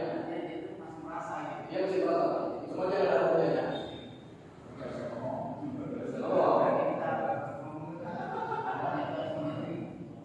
Iya Pak. Kalau tadi kan yang dibilang air sama minuman itu, jenazah itu bisa menjerit. Sedangkan kita siram pakai air aja dia menjerit. Apalagi ditarik cincinnya kuat-kuat, apalagi ditarik pedalnya. Itu satu. Bukunya panjang, boleh Pak. Lebih diutamakan bersihkan saja. Karena kan dia kayak kita mandi wajib. Kalau mandi wajib, sebelum kita mandi wajib nggak boleh lepas. Maka kita tetap mau panas nih Pak. Tapi kita dalam keadaan jinabah, ya mandi dulu, bersihkan dulu baru potong. Sama kayak jenazah tadi, kalau emang mau dipotong, bukunya mandikan dulu bersih, baru dipotong. Biar bukunya pun ikut dimandikan. Karena kalau kita potong duluan, udah pasti nggak mandikan.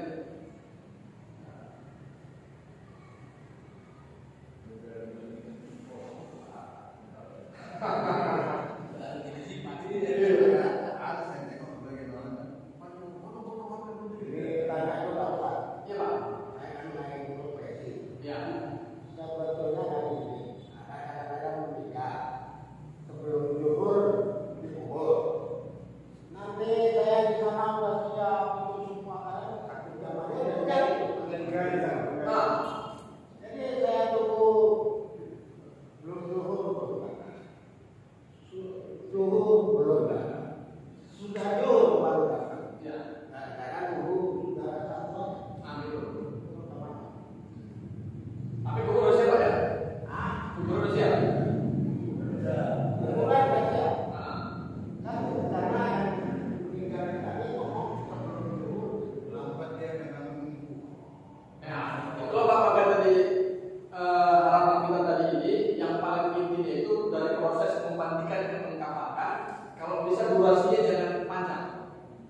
kalau dari memandikan ke mensolatkan, menguburkan itu basic toleransi. Biasanya kan kita habis dimandikan bawa ke ambulan jauh atau ada yang menunggu.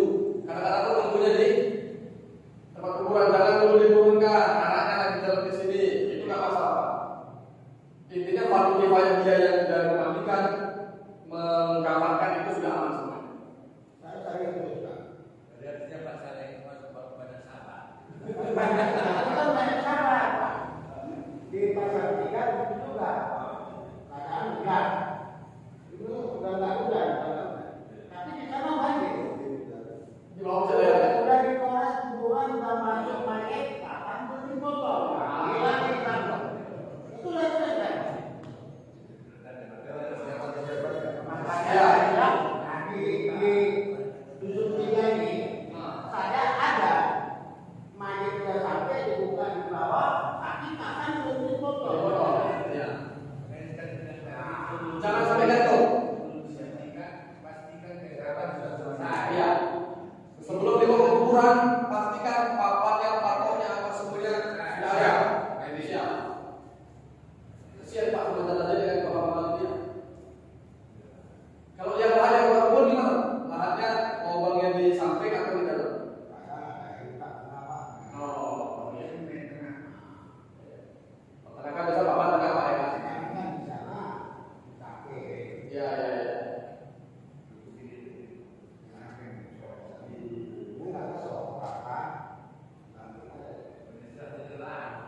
Ya,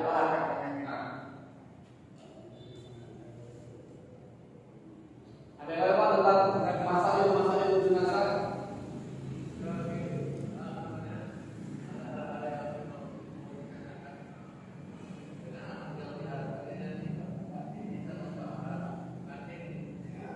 Terus ini Pak, praktek ini Pak, biasa kalau gini kita ngerti. Cuman berbeda jauh ketika kita menghadap langsung. Mental. Saya Pak, ketika dengar, saya kan awal-awal ngurus itu orang yang saya kenal.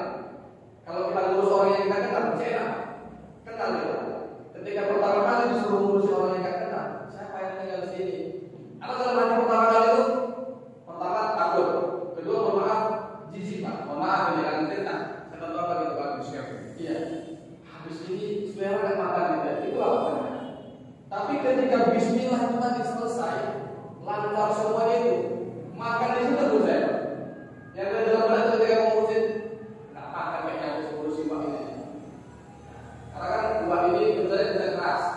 Mungkin tanpa pakainya, baju badannya kotor atau gimana, kayaknya nggak makan sampai sore. Alhamdulillah, lancar itu semuanya. Bismillahirrahmanirrahim, makan selesai di situ, berjalan itu semuanya. Jadi ketika kita mulai jalan, cuma kalau memang dari awal ragu, itu apa? Kesalahan semua jadi. Makanya kalau sendiri kadang-kadang apa itu? Memang harus ada yang ngawal. Iya, untuk yang nyata. Itu yang tadi saya sampaikan Pak. Ketika sudah asli, kadang-kadang boleh tinggal. Udah bisa dulukan. Ustaz, ini untuk apa? Air yang baru sama air jeruk. Oh iya, ya udahlah, harus lagi dipakai. Nah, aku udah siapkan semuanya. Udah siapkan semuanya karena hari itu udah selesai baru diangkat. Sangat kita bawa ke kamar mandi, jadi kamar mandi rupanya lupa. Airnya dipakai di tempat mengkafankan tadi. Jadi pasti ada hilang, ada salah pasti ada. Intinya Bismillah pertama ini fardu kifayah, tidak ada yang wajib. Jadi inti dari memandikan jenazah dia bersih. Mau pakai sabun apa, mau gimana caranya, yang penting intinya bersih. Inti dari mengkafankan jenazah, inti tertutup Pak. Kayak kita mandi intinya bersih, pakai baju intinya itu normal. Kan kalau para zaman Rasul itu kakinya tertutup, kepala tertutup, yang penting auratnya tertutup. Nah, ya.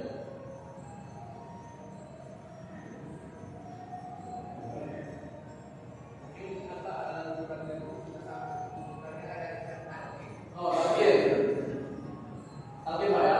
Nah, doa yang dibacakan. Biasanya udah selesai jenazah ini masuk ke kuburan. Nah, kalau memang cuaca bersahabat, boleh kita pakai tahlil juga. Kalau memang sudah mendung, hujan lebat, badai apa semuanya, doa biasa saja Pak. Tapi biasanya ada talqin. Nah, Talqin ini kan kenapa kita bahasnya 2 kali. Pertama sebelum jenazah meninggal, talqinnya namanya cuma talqin syahadat. Kalau yang udah tahu sekarang, adalah Pak bisikan di kupingnya. Itu namanya talqin sebelum meninggal. Asyhadu an la ilaha illallah wa asyhadu anna Muhammadar Rasulullah. Itu semua tumpah kalau penonton sudah mati, kecuali ada lubang peok dalam kuping. Makanya dibisikan pelan-pelan. Dari jauh dia tak dengar. Bisikan asyhadu an la cuman Pak, kalau udah ngos-ngosan, udah payah Pak bilang asyhadu an la itu. Jangan mohon maaf, kita na'udzubillah kita meninggalkan asyhadu an la ilaha aku bersaksi tidak ada Tuhan. Belum nyampe ilmunya. Kenapa? Karena napasnya udah pendek. Ini pertama udah, cuma kok emang udah pendek kali ini. Biar akhirnya itu kalimatnya Allah. Kalau asyhadu alla ilaha aku bersaksi tidak ada Tuhan meninggal. Nah itulah saksinya Pak. Jadi itu talqin pertama. Kalau emang masih bisa aja komunikasi asyhadu alla ilaha illallah. Kalau sudah lengkap Pak, asyhadu anna Muhammadar Rasulullah, jangan lagi diajak komunikasi. Paling cuma Allah. Jangan udah asyhadu anna Muhammadar Rasulullah. Kuat Pak ya, sabar ya. Jangan gini. Udah enggak usah lagi. Biar aja ajarnya itu Muhammadur Rasulullah. Yang kedua, talqin ketika jenazah sudah dikebumikan. Talqin itu namanya talqin persaksian. Persaksian, ingat apa dulu saksi kita sama Allah, apa janji kita sama Allah. Makanya di ayat itu unturil ahdal ladzi kharajta min darid dunya ila daril akhirah. Karena di dalam Al-Qur'an itu ada kesaksian antara manusia ketika masih dijadikan oleh Tuhannya. Kesaksian bahwasanya dia adalah Allah dan Muhammad adalah utusan Allah. Maka biasanya kita mulai dengan istighfar. Biasa talqinnya itu sebelum doa. Ada yang juga setelah doa. Kondisional. Ustaz yang bisa talqin ustaznya itu belum datang. Masa kita tungguin? Kalau sempat tahlil. Kalau ada doa baru talqin. Talqinnya kesaksian bahwasanya kita dulu pernah ada kesepakatan sama Allah Subhanahu wa taala bahwasanya yang esa hanya Allah, yang Rasul itu hanya Rasulullah. Kemudian dia ada pertanyaan nanti. Seperti ini Pak kira-kira. Di mana istighfar? Astagfirullahaladzim. Alladzi la ilaha illa huwa al-hayyul qayyum. La ilaha illallah wahdahu la syarika lahul mulku wa lahul hamdu yuhyi wa yumiitu wa huwa ala kulli syai'in qadir. Saya baca panjang dulu Pak. Yang panjangnya dimulai dengan ayat Bismillahirrahmanirrahim. Kullu nafsin dha'iqatul maut. Terus sebutkanlah nama jenazah ini. Ya Abdullah bin Abdullah. Abdullah bin Abdullah. Ya Muhammad bin Ahmad. Kita ingatkan Uzkuril ahda, sebutkan perjanjian alladzi kharajta min darid dunya ila daril akhirah, yang dulu pernah kita sepakati pada Allah Subhanahu wa taala. Apa itu? Syahadatu alla ilaha illallah wa anna Muhammadar Rasulullah. Kalau enggak bisa kita langsung syahadat la ilaha illallah wa la syarika lah, mahmud wa alhamdulillah wa ala kulli syai'in qadir. Asyhadu an la ilaha illallah wa asyhadu anna Muhammadar Rasulullah. Wa'lam, ketahuilah annal mauta haqqun. Ini benar Pak ya? Annal mauta haqqun. Kematian itu benar. Habis mati bisa apa? Kubur. Annal mauta haqqun wa annal qabra haqqun.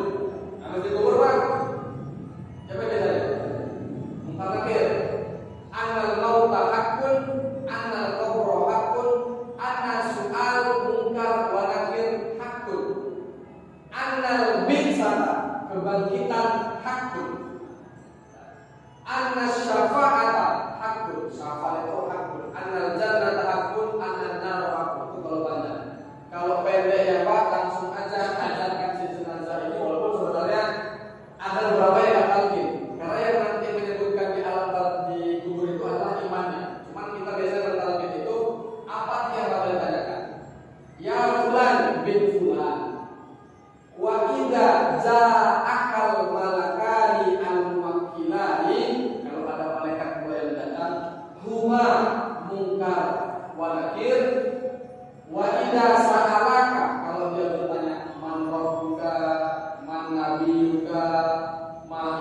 imamuka, ma kiblatuka, man ikhwanuka.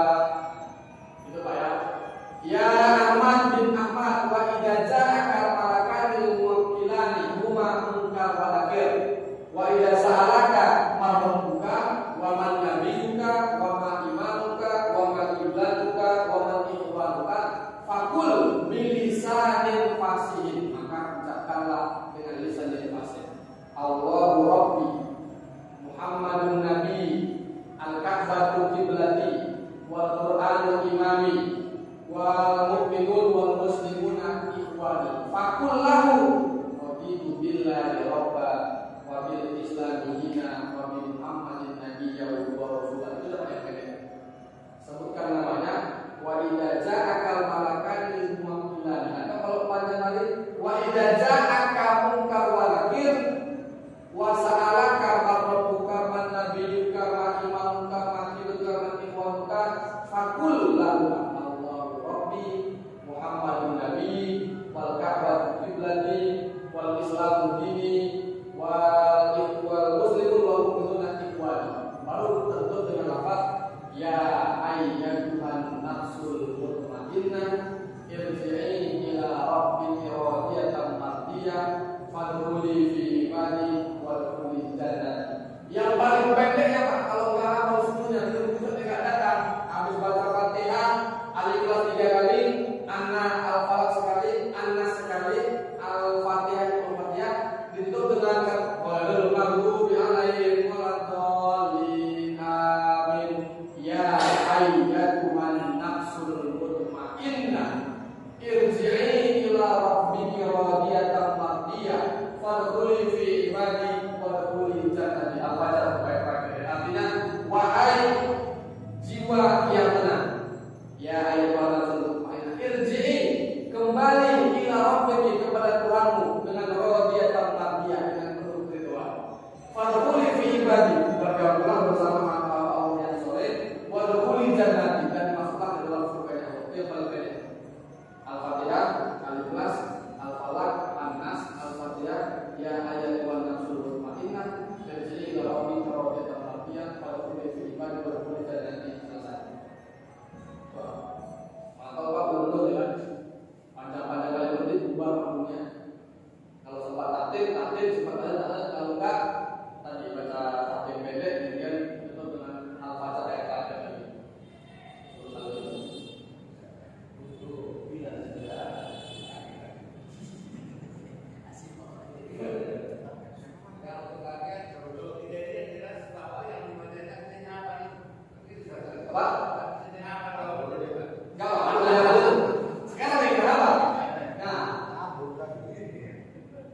Sekarang pakai mabur bisa dihafalnya, nanti kan udah lain yang jauh.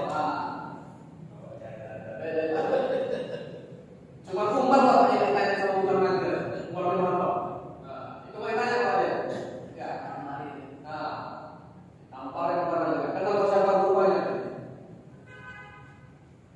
Ya, cuma ada lagi kira-kira yang mau didiskusikan tentang pengalaman di masyarakat yang alami seperti merasa kurang pas. Ya. Kalau beda pasti ada. Beda pasti ada. Beda pasti ada. Ya. Kayak tadi saya pakaikan sorbannya cuma roti itu aja. Ada yang lain dibentuknya juga macam.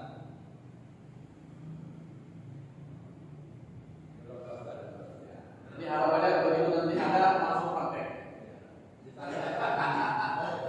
Coba. Ya ini di luar kita lagi di luar Islam kita bandingkan dengan muslim. Kalau mereka itu pada saat bedanya orang saat beriman biasanya agak keras ya. Ya. Ada orang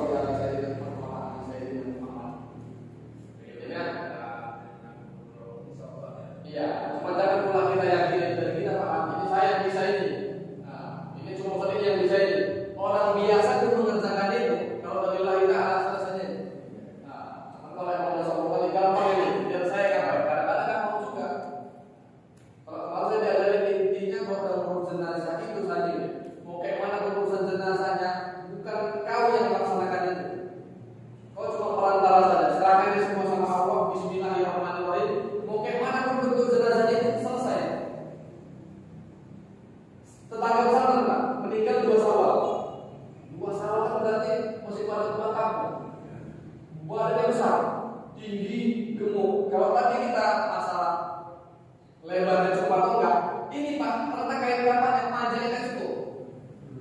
Telepon waktu dibayar ini, Pak, belum ada yang balik orangnya, masih pada pulang kampung semuanya. Akhirnya sebut meninggalnya hari Selasa, minta dikubur sebelum maghrib. Ketika itu maghrib jam 7 kurang 15. Jadi nunggu ini datang, jam 6 baru datang.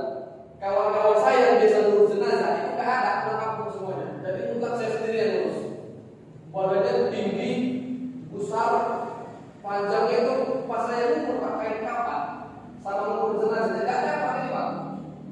Nanti kita belum 30 atas, 30 bawah. Ini nggak ada apa. Nah, belum pernah saya dapat.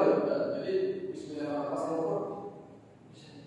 Cuma mintanya agak dipercepat dan Bismillahirrahmanirrahim. Akhirnya kalau tadi kita lapisnya ke samping agak dilebarin, ini enggak. Kaitannya saya naikkan ke atas sedikit. Nah, kan kain 1, kain 2, kain kanannya ke atas sedikit. Cuma kalau orang tahu kan, ini kain yang dipakai enggak sesuai ini.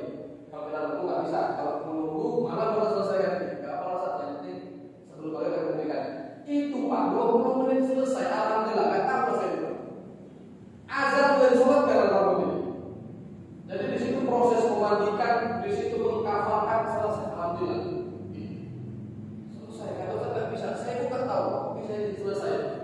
Padahal ngangkat yang luar biasa tadi, tapi bukan pakai dengan paku beliau karena besar badannya nih, jadi pakai paku.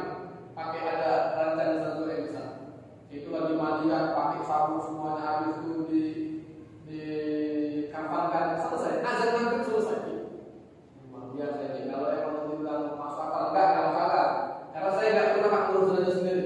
Pasti berdua, bertiga. Lah ini sendiri habis asar meninggal jam 6 datang, jam setengah 7 paling awal di masjid. Alhamdulillah selesai. Cuma kalau tadi bisa bilang tenang aja, beres semuanya. Mungkin nggak selesai nih Pak. Tenang aja, beres semuanya, aman nih. Cuma kalau udah ini nggak bisa ini kalau kalian mereka manusia nggak bisa. Mudah-mudahan lancar semuanya. Semuanya semua lancar. Alhamdulillah. Jadi kayak tadi ada jenazah yang makanannya tutup, tangannya nggak bisa dilipat. Insyaallah kalau emang niatnya tulus, ikhlas, Bismillahirrahmanirrahim, aman semuanya. Cuma saya sampai sekarang masih berdoa kalau bisa jangan sampai ada jenazah kayak gitu. Takutnya nggak bisa pada selesai kan sama kalau badan ini kayaknya enak.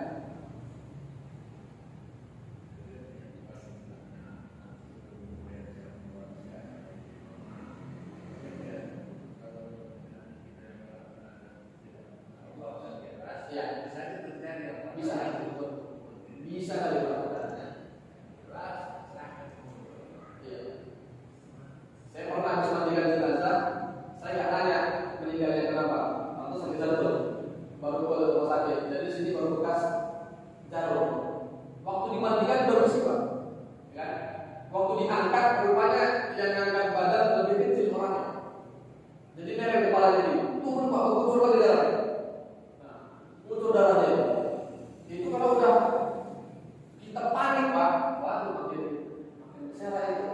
Cuma orang kan udah rapi udah kapasan besar sisa, Bismillahirrahmanirrahim. Dan harusnya kapasan ikan terus. Alhamdulillah, ini nggak keluar lagi di kain kapan. Harusnya masih bocor terus itu Pak. Nah, betul kalau tadi saya buka ini apa namanya? Saya kira cuma kan biasa Pak kalau kita di buku ada kayak plester gitu. Pakai plester, maunya habis basah udah dibasahkan saja jangan lagi buka. Saya nggak tahu kalau itu bukan jalannya. Saya kira bekas selang-selang tadi rupanya jalannya pas di situ. Itulah saya buka rupanya muncul terus darah yang masih segar.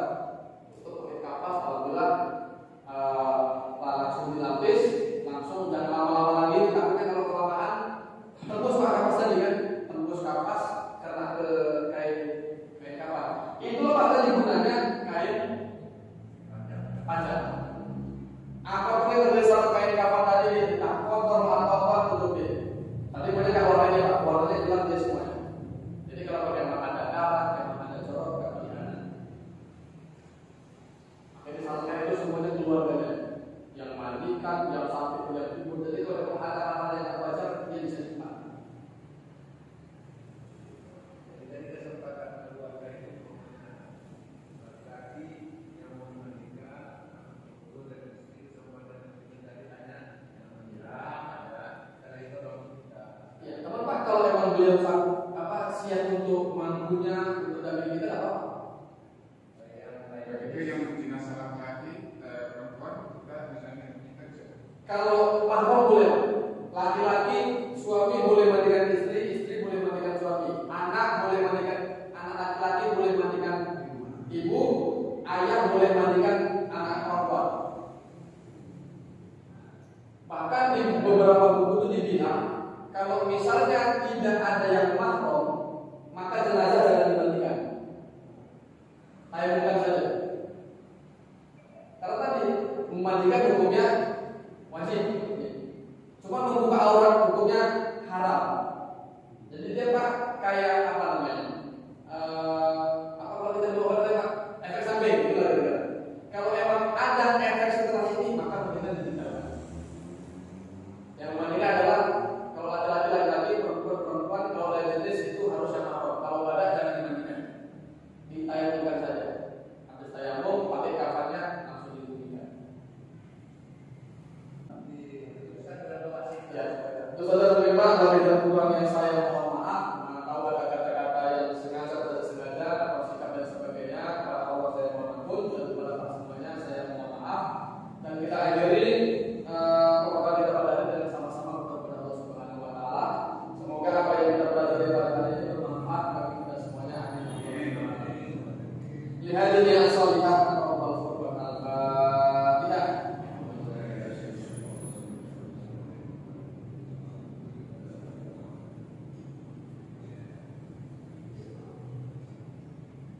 A'udzubillahi minasyaitonirrajim. Bismillahirrahmanirrahim.